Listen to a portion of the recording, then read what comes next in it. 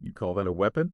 Looks more like a farming tool, scoffed Zeller, the Chian weapons expert, his mandibles clicking in amusement as he examined the human's rifle. Primitive, slow. Does it even shoot?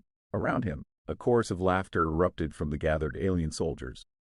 They came from across the galaxy, members of the United Coalition of Species, each representing what they believed to be the pinnacle of military technology. Their armor was sleek, their energy-based weapons a marvel of compact power. And here stood humanity, holding what looked to them like an ancient relic. Private James Callahan held his rifle firmly, ignoring the jeers and insults. He was representing Earth in a joint military exercise, the first of its kind. The coalition had insisted humans join their ranks, even if only as a gesture of inclusion. It hadn't taken long for the mockery to start. Callahan was used to it by now. It wasn't the first time their technology had been dismissed as archaic by the more advanced alien species. What's this thing even made of? Steel? Zeller continued, turning the rifle over in his spindly claws. You realize that kinetic weapons are a thing of the past, right? We've been using energy-based systems for millennia. Callahan just shrugged. You don't have to like it, he said casually, but it gets the job done. The alien soldiers broke into laughter again, a cacophony of hoots, whistles, and clicks that filled the room. Callahan watched them calmly, his expression giving away nothing. He knew this was all a game to them. Humans were the newcomers, still seen as rough around the edges, less evolved, even a little barbaric. Enough, barked Commander Threx, a towering figure with scales that shimmered under the harsh lighting of the armory. His voice cut through the noise like a blade. The room fell silent. Private Callahan, care to explain your weapons capabilities? I'm genuinely curious. Callahan glanced at his rifle and then at the assembly of aliens. He couldn't help the small smile that crept onto his face. This here's an M4 carbine. Shoots a 5.56 by 45 millimeters NATO round. Lightweight, reliable. Can fire in semi-automatic or 3-round burst modes. Effective range, about 500 meters, give or take. Zeller snorted, his mandibles twitching in amusement. And how does it compare to, say, our plasma rifles? Well, Callahan said, choosing his words carefully, plasma rifles are certainly impressive. They can melt through most standard armors, no doubt. But they've got their weaknesses. Power consumption, recoil dampeners, overheating after sustained fire. Zeller waved a claw dismissively. Excuses. Plasma is the future. It's energy made lethal. What's the point of hurling a piece of metal at your target when you could incinerate them with a pulse of light? Callahan locked eyes with Zeller, his voice calm. The point is, it works. Before Zeller could retort, Commander Threx interjected. Let's put this debate to rest. Shall we? Field test. Now, I want to see what the human's weapon can do. He turned, gesturing to a door that led to the firing range. Private Callahan, you have the floor. The aliens followed with an air of amusement, some shaking their heads, others whispering to each other in their native languages. Callahan walked calmly behind them, rifle slung over his shoulder. As they entered the range, he noticed the looks of pity and superiority on their faces. They truly believed they had already won whatever competition this was. The firing range was a massive room filled with various targets, hardened metal plates, energy shields, and holographic simulations of hostile entities. It was designed to withstand the might of the Coalition's most powerful weapons.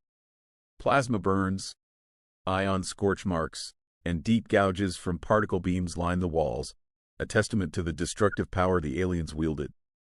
All right, human, Zeller sneered, standing off to the side, his multi-lensed eyes glinting with mockery. Show us what that relic can do. Callahan nodded, walking to the center of the range. He flipped off the safety, aimed down the sights, and squeezed the trigger. A sharp crack echoed through the room as the rifle fired. The recoil was a familiar, comforting jolt against his shoulder. The round traveled downrange, striking one of the metal targets dead center. The impact was immediate and unmistakable. A small, neat hole punched through the reinforced metal. The aliens blinked, their various optical appendages widening. Zeller's smug expression faltered. All right, he admitted grudgingly, so it can penetrate metal. Impressive for a projectile. Try the shielded target next, Threx ordered, his tone neutral. He wasn't mocking, nor was he impressed. He simply wanted to see. Callahan adjusted his stance, aiming at one of the shimmering energy shields farther downrange.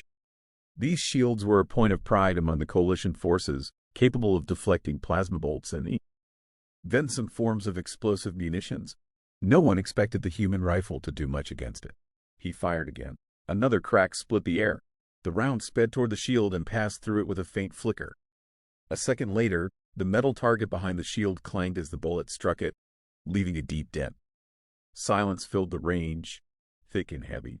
Threx's eyes narrowed, and Zeller took a hesitant step forward, his mandibles twitching in confusion. How? Physical projectiles, Callahan said, lowering his rifle, aren't affected by energy dispersion fields like plasma or particle beams are. Your shields are designed to stop energy. My rifle doesn't use energy, it uses physics. Threx's gaze remained fixed on the target, his expression inscrutable. Zeller, however, sputtered in indignation. But that's just crude force.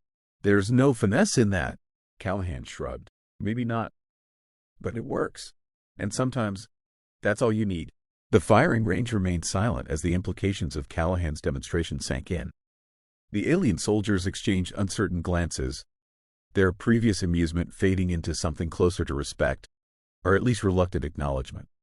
Commander Threx stepped forward, his imposing form towering over the human.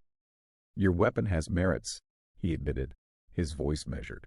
It exploits a gap in our defensive technology.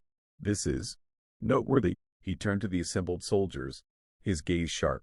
Let this be a lesson. Dismiss no method of combat, no matter how primitive it appears. Adaptability wins wars. Zeller, however, was not so easily convinced. This proves nothing, he hissed. Fine, your projectile can bypass shields. But on the battlefield, you'd never survive long enough to take the shot. Our armor, our drones, our targeting systems, they'd obliterate you before you even had the chance to aim. Callahan didn't flinch at the challenge. Instead, he slung the rifle back over his shoulder and met Zeller's gaze evenly. Maybe you're underestimating the importance of simplicity. Your systems rely on advanced tech, energy grids, neural interfaces, automated targeting. Cut the power, and you're blind. My rifle? It doesn't care if the power's out or if it's raining plasma. As long as I've got ammo, it works. A murmur rippled through the group of aliens. They weren't used to thinking in such terms. Their training focused on exploiting their technological superiority, not planning for scenarios where that superiority might fail. Threx folded his arms, his scaled brow furrowed in thought. Tell me, Private Callahan, how would you fare against one of our standard drone units? Callahan raised an eyebrow, his expression unreadable. Depends on the terrain. In an open field, probably not well. But if it's urban or dense forest, I bet on myself. Drones are fast, sure, but predictable. And they're loud. You can hear them coming. You're suggesting you'd rely on stealth? Threx asked. Stealth, positioning, timing, Callahan replied. You don't fight technology head-on. You fight the operator behind it, or exploit the weaknesses in their design. Every machine's got one. Zeller scoffed again, but this time the sound lacked conviction. And what happens when you run out of ammo? Your precious physics won't save you then. Callahan chuckled softly. Then I'd improvise. Humans are good at that. Besides, he added with a smirk, we don't always play fair. Threx's sharp laugh startled everyone. Now that is a strategy I recognize, he said. Fairness is for diplomats, not soldiers. Zeller, I suggest you stop underestimating our human allies. They may be unconventional, but I see potential here, potential worth cultivating. The room shifted, the atmosphere growing more subdued. The initial mockery had faded entirely, replaced by a grudging respect for the human and his primitive weapon. Even Zeller seemed to accept, albeit reluctantly, that there was more to Earth's soldiers than met the eye. Thank you, Commander, Callahan said, slinging his rifle back into position. I'll take that as a compliment. It was, Threx replied. You've given us much to consider. Private. Now, let's move on.